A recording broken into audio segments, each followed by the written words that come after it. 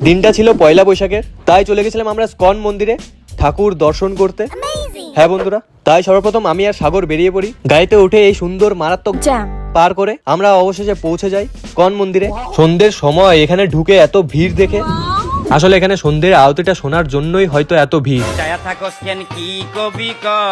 এরপর আমাদের লাক একটু বেশিই ভালো থাকায় হালকা হালকা বৃষ্টি স্টার্ট হয়ে গেল, তাই আমরা উপরে চলে গেলাম। আর উপরে ঢুকতেই দেখলাম এত ভিড়, আর এখানে এত লোকের মাঝেও মনে হচ্ছিল যাই হোক, এরপর বাইরে এসে রাতের এই চারিদিকের ভিউটা দেখলাম, আর ও তো ভাই ফটো তুলে দেওয়াতে ব্যস্ত। বৃষ্টির মধ্যে দাঁড়িয়ে দুজন দেখো ফটো তুলছে, পুরো প্রি ওয়েডিং শুট তো। এরপর অনেকটা রাত হয়ে যাচ্ছিল বলে আমরা বাড়ি যাওয়ার জন্য রওনা দিই।